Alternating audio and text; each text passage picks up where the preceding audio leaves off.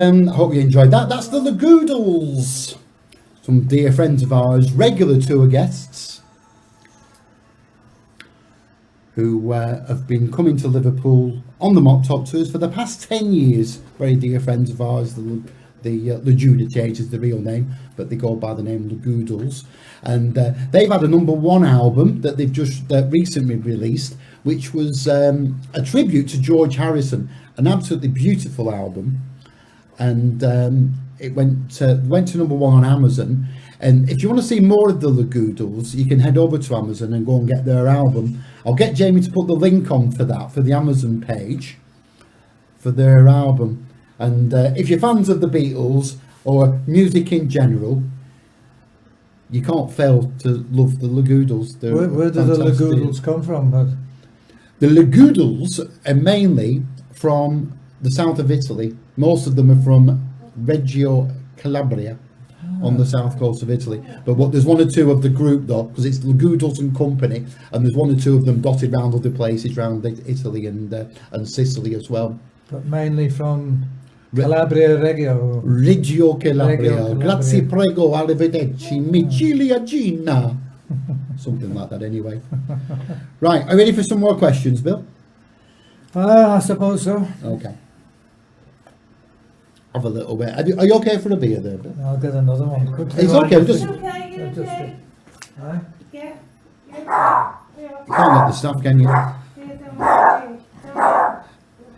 We do have a couple of dogs stopping with us this evening, ladies and gentlemen. No doubt you've heard them barking their heads off. Well, Harry's actually quite well behaved. It's Teddy who's miniature Yorkshire Terrier. Keeps barking at Bill. Anyway, how are you all doing out there tonight? Let's have a just while Bill sorts his beer out. Let's have a quick look at you. Let's have a quick look at you. Send us a few thumbs up. We love those thumbs ups and hearts, don't we, Bill? Oh yes.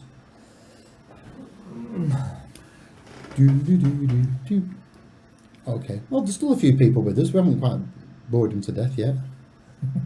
Might want your pencil. Rock on, Teddy. I like that one. That's from Louise. Auntie Anne's watching as well. Hello, Auntie Anne. She's just in the next road. And Deborah up in Blackburn. Anita in Blackpool. That's my sister-in-law and my brother, Peter. Katie, my niece, who's down in Kent. Eddie McCormick, a very good dear old friend of mine who lives in North Liverpool. Hello, Eddie. Edward Thibodeau, one of our tour guests. Yeah, so okay, well, thanks very much for joining us. It's lovely to see you, everybody. Don't forget, if you want to join in with the bingo tonight, the bingo, we're going to be doing that at about 9 o'clock. Okay, you've still got time to get your bingo tickets. Have a check underneath the video and you'll find the link to PayPal. All we're asking you to do is to do a minimum donation, really. If you can manage a £5, that will be fantastic.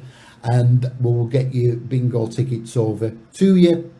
We'll have a little break later on for about 10 minutes. And in that time, we'll get the video, the bingo tickets sent to you, give you a chance to get them printed out so you're ready for the bingo at 9 o'clock.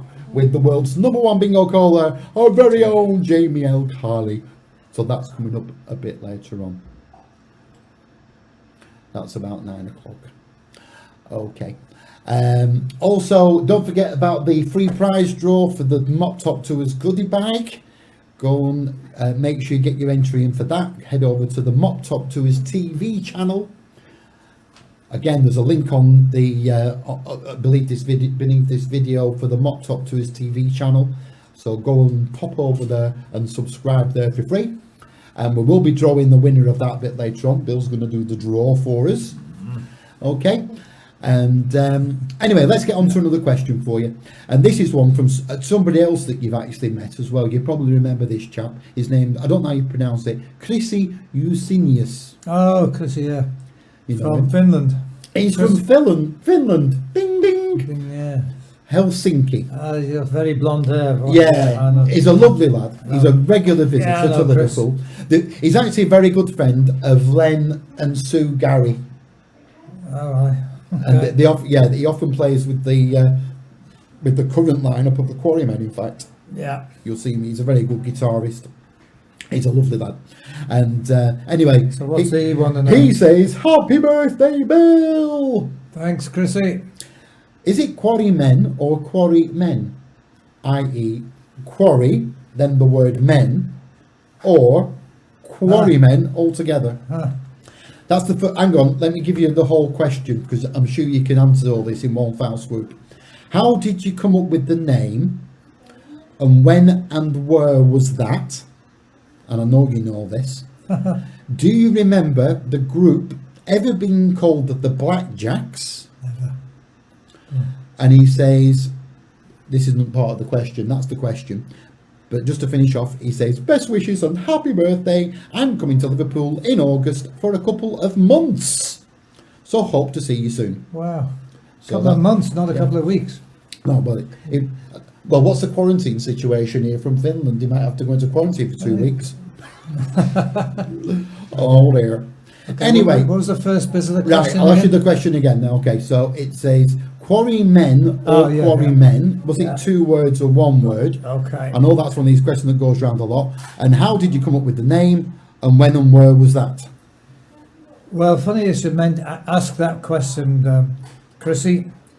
David Bedford asked me the same question a few years ago, and at the time I said, well, look, it doesn't really matter, but the preference was actually for 1 word, not 2 separate words, Quarrymen. Quarrymen, all 1 word. And it came about, you say, how did he put it? He said, how did you come up with the name? How did... And well, when and where was that? Well, funny enough, a lot of people, I've seen books, people writing in books, and they've said, oh, it's a tribute to John, or it's a gimmick of his or something. John didn't want that name. It kicked off at Quarrymen High School for Boys when John had just got his guitar, didn't long have it, and this was right at the very start, as we were in between school, in between lessons. Pete and John and myself had a little chat outside the woodwork room in the big yard at Quarrymen High School for Boys. John had his guitar and he's keen to get the skiffle group going. So he says, well, Pete didn't have anything to play with. All right, he can use a washboard. That's easy enough. And I said, I'll organise a tea-chest bass, which I did. What are we going to call it? I suggested the Quarrymen, and John Lennon quite emphatically says, no, I don't fancy that. But Pete, his closest mate, says this was almost his exact words. You know, John, it sounds okay, that. So he capitulated, okay, then that's where the name came from originally. And that was when we were still at school. I think it was in early 1957. A lot of books put it down to 1956. I think it was more likely 1957. Is that all the question now? Yeah, that's it. Yeah, I think so. When and where was that? So yeah. When so and that- where it was, yeah, when we were... outside the woodwork room, wasn't Yeah, it? yes. The woodwork room is, these days, it's been built on a little bit, a couple of yards, so you couldn't get to the exact spot again, but I can show you. Some people won't understand though the tea chest based part of it because we have lots of overseas visitors. With respect to them, they may not have a clue what you're talking about. Yeah, well, the tea chest, there was plenty of them in those days. They were made out of thin plywood, but plywood being thin and lightweight but very strong. And they were about 3 foot square, a yard, a metre, or a bit less, 3/4 of a metre square, and also about a metre, no, 2.5 foot high, something like that.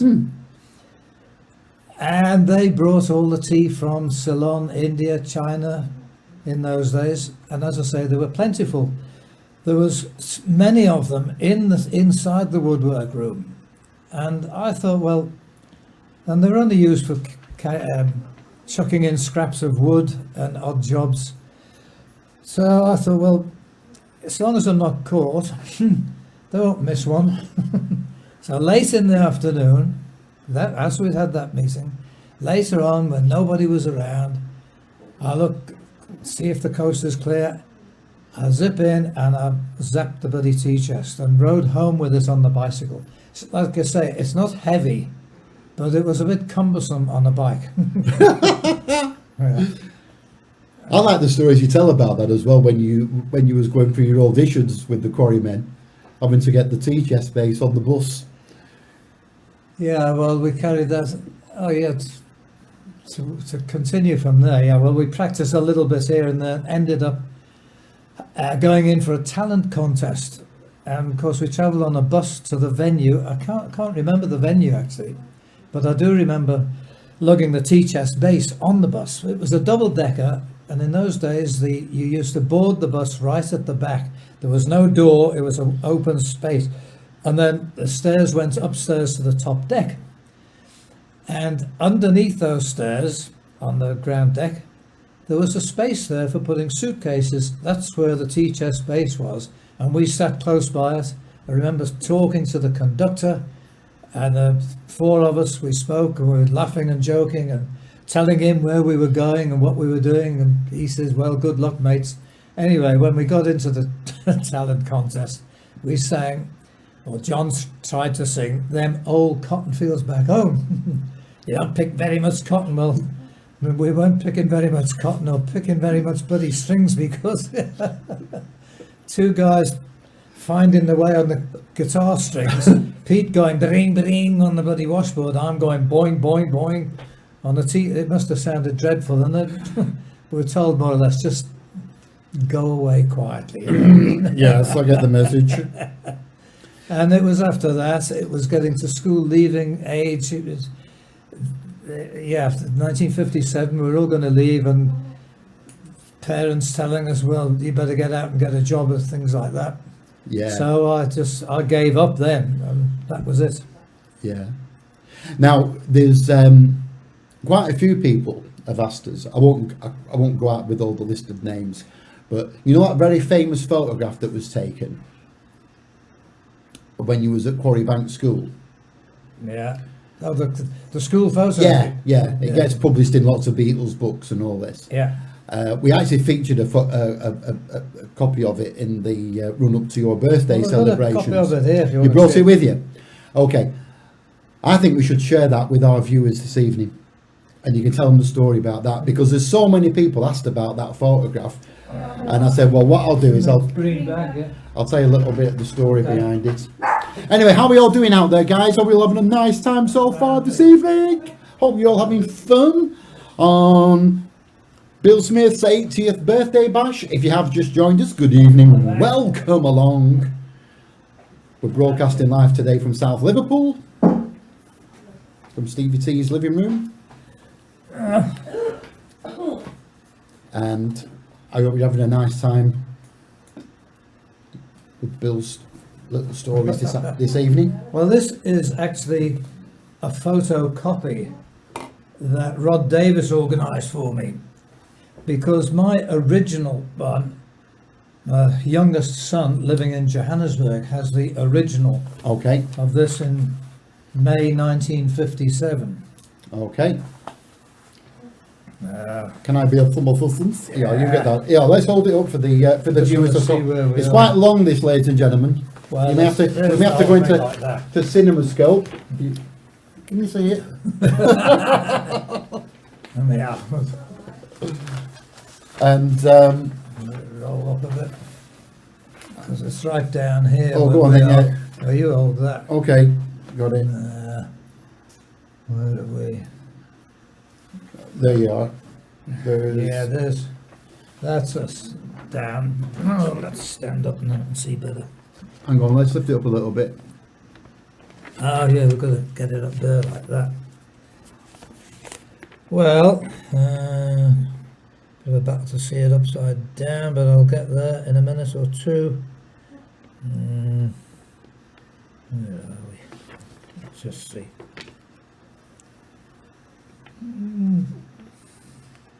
I've lost me. I can't find me. There, somewhere around there, Yes, isn't it? somewhere. Yeah, hang on, somewhere around here. Because he's giggling. That's further over this way. Where the bloody hell's he gone? Oh, there you are. Right where you are now. That's yes, where you are. yeah, we are. Yeah. Let's put a mark there. Me. Right, as we walked up for this photograph, actually, we were talking, which was the wrong thing to do, about just being mischievous, about spoiling the photo. So we've ruffled our hairs up Okay. and looked a bit sloppy. But then on the way we walked past the ablution block in the school, which is also just opposite the woodwork room. It's not there anymore, there's a swimming pool there now. Anyway, in those days there was an ablution block, and Mr. John Lennon decides at the last minute, oh no, hang on. He goes in, wets his hands, smooths down his hair, straightens up his Slim Jim tie, and we walk up and get into the position there, and he's standing there trying to look like Elvis. Well, I carried on with the joke with the collar turned up on the sports jacket. It wasn't even a school blazer. And of course, Pete being his closest mate, he copied John, whatever John did, he copied. So he smoothed down his head as well, and he's standing there with his chest out. So I just carried on with the joke. And that explains why I've got a sports jacket on with a collar looking a bit scruffy and a loosened tie, not even a school tie. And other people around, other pupils close by, were all giggling. In fact, Don Beatty, just next to John, had his head down. He was hosing himself because John had just shouted out a corny crack. Anyway, that was the school photo of 57. Yeah, I love that picture. It's a very historic photograph. How did they actually do that then? I know you've explained this to me before with the Well, with the motorised the thing. subject is the whole school is arranged in an arc with a camera on a tripod in the middle and a motor, and it started at one end and panned its way slowly around and got the whole school in. In fact, if you ever see a full-length photo of this, all school photos have teachers parked off right in the middle. There's one exception on this photograph. Right, well, they can't see it, but right at the end here, there's a mathematics teacher called Old Nick Nixon. Old Nick parked himself there because in previous photographs, some smart ass pupils had got at the beginning of the photograph, had themselves photoed and run around the back and got themselves on again at the other end. So Old Nick put a stop to that. Fantastic. Well, thanks very much everybody for sending in your questions about that, and I hope that's shone some light on that very historic picture. You saw it here first, ladies and gentlemen. Anyway, we're going to have a little break now, just for a few minutes, while we take a little bit of a breather. Should we have some more greetings for Bill? We're going to do one or two. These are a little surprise for Bill. He didn't know we'd put these together, so we've just got a few little birthday greetings for Bill. These are some of his friends from around the world that have said happy birthday. Greetings, Inyati. This is Alan from the bush here out in South Africa. Wishing you a very happy birthday and many more. Did a bit of investigating. So far, nobody's lost a door of a Cressida after being surrounded by Cape Buffalo as you were. Have a wonderful time, a wonderful day. Ciao out. Hello Bill, and a happy birthday to you, and many congratulations on your special day. Hope you have a fabulous time, and hopefully soon we'll all get together, maybe next year. Take care, mate. Bill, from the Wobbly Energy crowd, it's been a pleasure in all year And I believe it's a big day for you on Sunday. So when it comes, let's hope you have a wonderful, happy 80th birthday. And we'll all have a wee drink to think about you and many, many more. You take care. Happy birthday, Bill. Okay, Bill, love from Trevor and Trish. We love you. Bye. Many, many more. You take care. Thanks, Huey.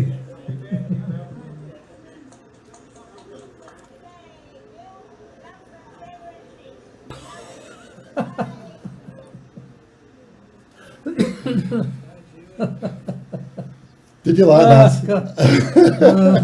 So a bit of a surprise there for Bill from around the world. A few, You sneaked them in, didn't a you? few, but yes. Well, we thought that'd be nice for you. We've got a few more of those for you a bit later on. But we're going to have a little bit of a breather now. We're going to do a little bit of music for you, and we'll be back in a couple of minutes. Hope you enjoyed this one from the Lagoodles and Company.